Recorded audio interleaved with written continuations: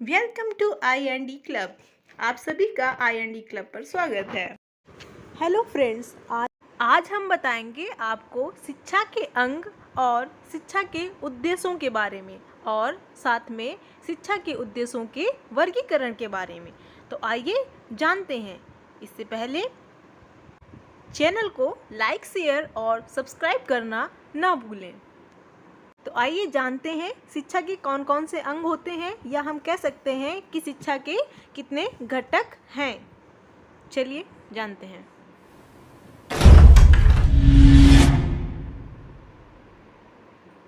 शिक्षा के अंग आज का हमारा टॉपिक है, शिक्षा के अंग।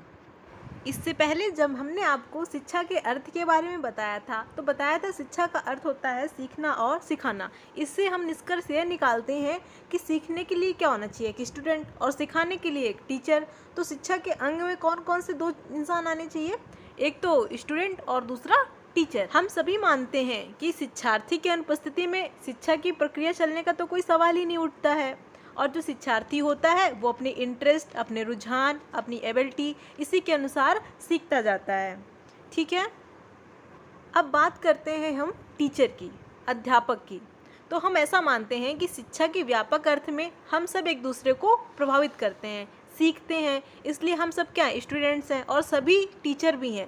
लेकिन हम संकुचित अर्थ में मानते हैं कि कुछ विशेष व्यक्ति होते हैं जो जानबूझकर दूसरों को प्रभावित करते हैं और उनके आचार विचार में चेंजेस करते हैं, तो क्या कहलाते हैं, शिक्षक कहलाते हैं।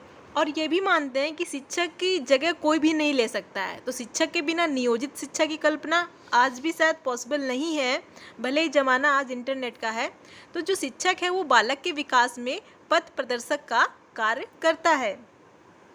प्लीज़ अगर आपको वीडियो पसंद आ रही है तो चैनल को लाइक करना ना भूलें। चलिए आगे चलते हैं हम। परंतु क्या शिक्षा के 3 अंग ही आवश्यक हैं? नहीं। अगर हमारे पास एक निश्चित करिकुलम नहीं है तो हम ये मानते हैं कि जो शिक्षा प्रक्रिया है वो सुचारू रूप से नहीं चल सकती है। यहाँ पर शिक्षक, बालक और पाठ्यक्रम का होना जरूरी है। ये बात जॉन डीवी ने कही थी। तो जॉन डीवी के अनुसार शिक्षा के 3 प्रमुख अंग हैं, शिक्षक, बालक और पाठ्यक्रम। हम सभी मानते हैं कि शिक्षक और बालक के बीच में जो शिक्षण प्रक्रिया है तभी संभव है जब कोई माध्यम हो, इसलिए पाठ्यक्रम का होना जरूरी है। तो शिक्षा के 3 प्रमुख अंग हुए, शिक्षक, बालक और पाठ्यक्रम। तो आइए अब हम आगे चलते हैं, जानते हैं शिक्षा के उद्देश्यों के बारे में। शिक्षा के उद्देश्य। शिक्षा के उद्देश्यों का वर्गीकरण 4 भागों में हुआ है, सार्वभौमिक उद्देश्य, विशिष्ट उद्देश्य, वैयक्तिक उद्देश्य और सामाजिक उद्देश्य। तो हम जानते हैं विशिष्ट उद्देश्य के बारे में। विशिष्ट उद्देश्यों को असामान्य उद्देश्यों की संज्ञा दी जाती है। इन उद्देश्यों का क्षेत्र तथा प्रकृति सीमित होती है। यही नहीं, इनका निर्माण किसी भी विशेष परिस्थिति तथा विशेष कारण को ध्यान में रहते हुए किया जाता है। शिक्षा के विशिष्ट उद्देश्य देश, काल और समय की परिस्थिति के अनुसार बदलते रहते हैं। अब बात करेंगे सार्वभौमिक उद्देश्य की। सार्वभौमिक उद्देश्य मानव जाति पर समान रूप से लागू होती है। इन उद्देश्यों का तात्पर्य व्यक्ति में वांछनीय गुणों का विकास करना है, अतः इनका क्षेत्र विशिष्ट उद्देश्यों की भांति किसी विशेष स्थान अथवा देश तक सीमित न रहकर संपूर्ण मानव जाति है।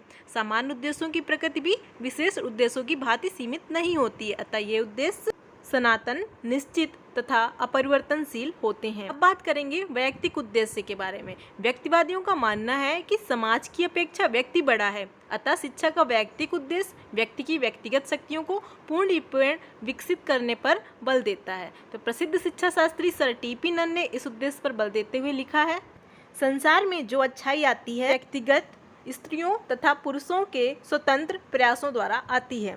अब बात करते हैं सामाजिक उद्देश्यों के बारे में।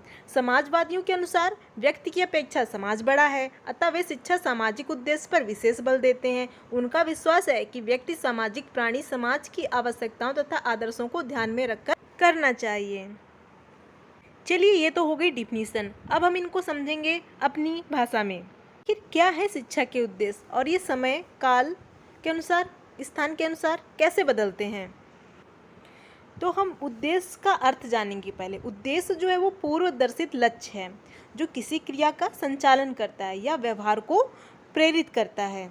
अगर हमारे पास कोई एम नहीं होगा तो हम वो कार्य कैसे क्यों करेंगे, करेंगे ही नहीं। जब हमारे पास कोई उद्देश्य होता है तो हम उस कार्य को करते हैं या उस कार्य का संचालन करते हैं, और जो हमारे बिहेवियर को उस काम को करने के लिए प्रेरित करता है कि हम अपने उद्देश्य की प्राप्ति में लगे रहें, संलग्न रहें।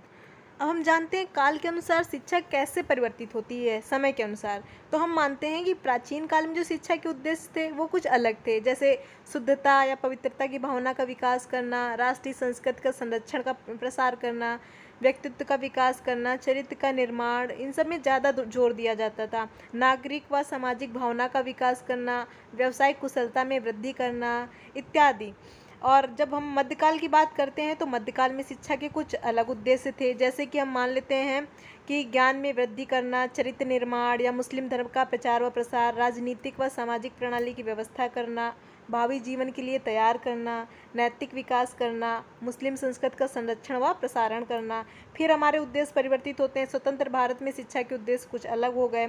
जनतांत्रिक नागरिकता का विकास, सफल जीवन यापन की दीक्षा, व्यक्तित्व का विकास करना, नेतृत्व के गुणों का विकास करना। जैसे कोठारी शिक्षा आयोग के उद्देश्य थे उत्पादन में वृद्धि करना, जनतंत्र को सुदृढ़ बनाना, सामाजिक एवं राष्ट्रीय एकता का विकास, देश का आधुनिकीकरण करना, सामाजिक नैतिक तथा आध्यात्मिक मूल्यों का विकास करना। फिर हम बात करते हैं देश के अनुसार, स्थान के अनुसार कैसे उद्देश्य परिवर्तित होते हैं। जैसे कि ब्रिटेन की शिक्षा के उद्देश्य, जैसे ग्रामर स्कूल 1944 में प्राचीन भाषाओं लैटिन और ग्रीक का बोध कराना, या भाषा कौशलों लिखने पढ़ने और बोलने का विकास कराना, छात्रों के शारीरिक मानसिक स्वास्थ्य का विकास करना, नागरिकता के गुणों एवं उत्तरदायित्वों का विकास करना, छात्रों को किसी व्यवसाय के लिए तैयार करना, राष्ट्रीय तथा अंतर्राष्ट्रीय समस्याओं को समझने का विकास करना, अवकाश के समय का सदुपयोग करना, नैतिक मूल्यों में आचरण का विकास करना, वैज्ञानिक अभिवृत्ति का विकास करना इत्यादि। इस प्रकार हम कह सकते हैं कि शिक्षा के जो उद्देश्य हैं वो स्थान और समय के अनुसार और परिस्थितियों के अनुसार भी परिवर्तित होते रहते हैं। परिस्थितियों के अनुसार कैसे?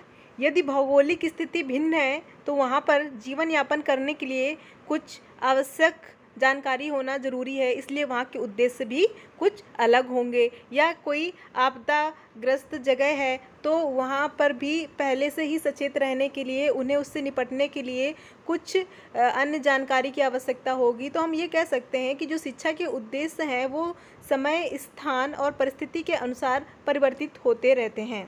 यदि आपको आज का कंटेंट अच्छा लगा है तो प्लीज़ सब्सक्राइब करना ना भूलें।